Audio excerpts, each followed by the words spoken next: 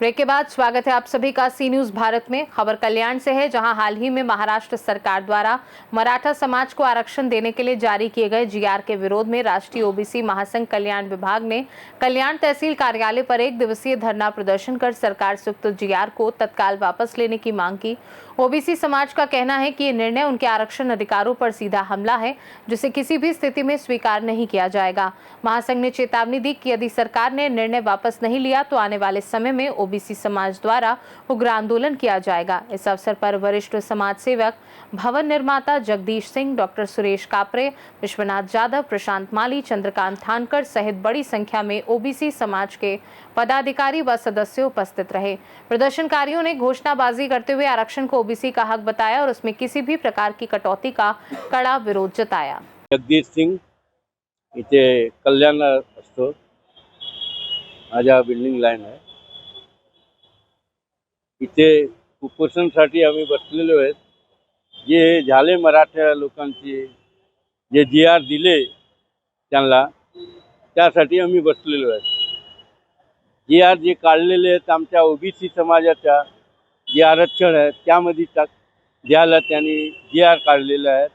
त्यासाठी आम्ही उपोषणाला बसलेले आहेत की आमच्या आरक्षणमध्ये तुम्ही काही देऊ नका, त्यांना वेगळा द्या, मराठा समाजाला वेगळा द्यायचे असेल तर द्या। जय ओबीसी। मैं डॉक्टर सुरेश कापरे, कल्याण कुंभी समाज का ट्रेजरर। आज हम यहाँ जो चैन अनशन के लिए बैठे हैं उसका मोस्ट रीज़न है, जो 2 तारीख को सरकार ने जीआर निकाला। वो जीआर मीन्स मराठा समाज को कुंभी बनाने की एक साजिश है।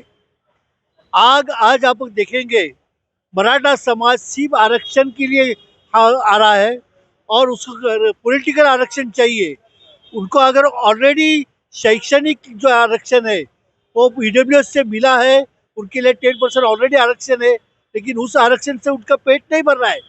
उनको पॉलिटिकल आरक्षण के लिए सब चाहिए।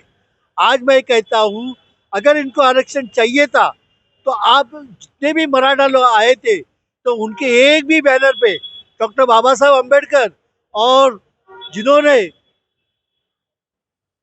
अपने देश में सबसे पहला आरक्षण दिया वो छत्रपति शाहू महाराज, इनकी कहीं भी तस्वीर नहीं थी। ये समझ में आता है जिन्होंने आरक्षण दिया उनको वो भूल रहे, लेकिन सिर्फ अपने लिए और पॉलिटिकल फायदे के लिए ये हम कुंभी करके घुस रहे हैं। ये बहुत गलत है और सरकार इनके साथ है। हम यही चाहते हैं कि सरकार ने ये जीआर तुरंत बंद करे। आज हम जो चैन अनशन कर रहे हैं उसी का अगर ये जीआर कैंसिल नहीं हुआ तो हम तो कोर्ट में जाएंगे, लेकिन फिर भी एक साथ मोर्चा निकालकर हम मुंबई तक आएंगे। सिर्फ 16% अगर मराठाओं ने मुंबई पूरी जाम कर दी, अगर वही हम 376 कास्ट है जो महाराष्ट्र में वो पूरे के पूरे आ गई तो क्या होगा, कितना सरकार का क्या हाल होगा। इसके बारे में सरकार ने सोचना चाहिए और जो भी जीआर है वो तुरंत रद्द करना चाहिए। और जिससे और कोई भी आगे का कोई भी हैदराबाद गैजेट हो, सातारा गैजेट हो, उसे कोई मान्यता नहीं देना चाहिए, क्योंकि मराठा कोई भी एंगल से सोशल बैकवर्ड नहीं है। ये पहले से पाटिल है, ठाकुर है, और ये ठाकुर अभी सिर्फ पॉलिटिकल के लिए हमारा कुंभी बनना चाहते हैं। यही मैं आपके नज़र में लाना चाहता हूँ। जय हिंद, जय महाराष्ट्र, जय ओबीसी। जय ओबीसी।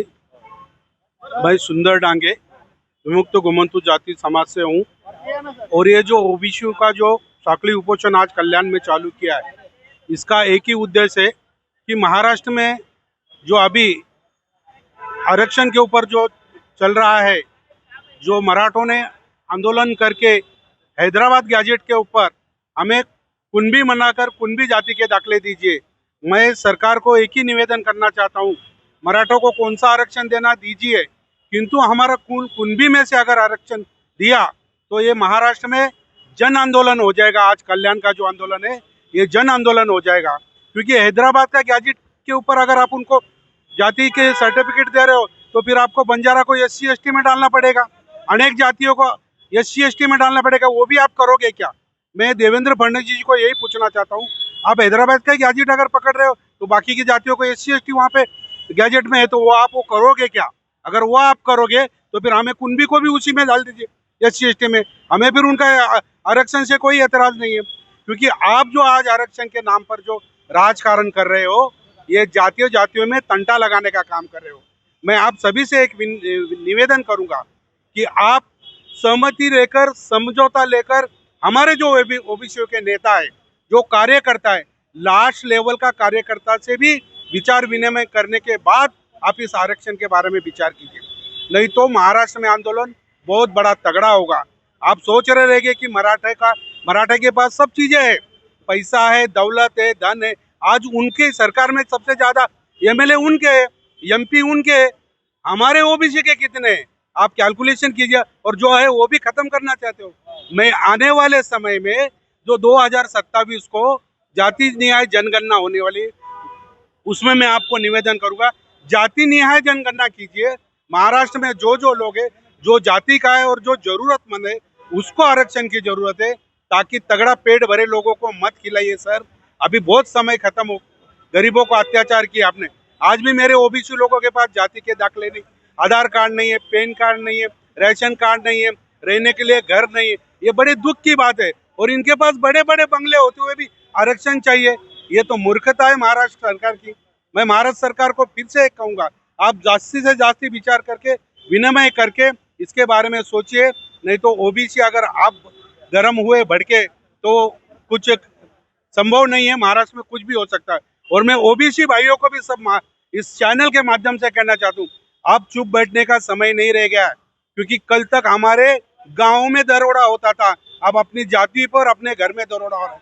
आप तो जागो ओबीसी भाई, क्योंकि आप बहुत जरूरी है। आज अगर आप नहीं जागो तो बहुत परेशानी आएगी। राजकीय क्षेत्र में जो बैठे हैं, जो गुलाम है मेरे ओबीसी, उनको गुलाम रहने दो, किंतु हम तो किसी के गुलाम नहीं है। हम सब मिलकर एक बार एक संघर्ष और एक ओबीसी का नारा लेकर हम ओबीसी को न्याय दिलाएंगे। यही आज कल्याण क्षेत्र से मैं सबको निवेदन कर रहा हूँ, सब आइए, मिलजुल कर ओबीसी का विकास करेंगे। जय हिंद, जय ओबीसी। कल्याण से सी न्यूज संवाददाता दीपक मोरे की रिपोर्ट। देखा जाए तो ओबीसी समाज के इस विरोध प्रदर्शन ने महाराष्ट्र सरकार के निर्णय पर सवाल खड़े कर दिए हैं और ये स्पष्ट कर दिया है कि आरक्षण जैसे संवेदनशील विषय पर किसी भी एक पक्षीय फैसले को लेकर समाज चुप नहीं बैठेगा। खास रिपोर्ट में फिलहाल के लिए इतना ही। आप देखते रहिए सी न्यूज भारत।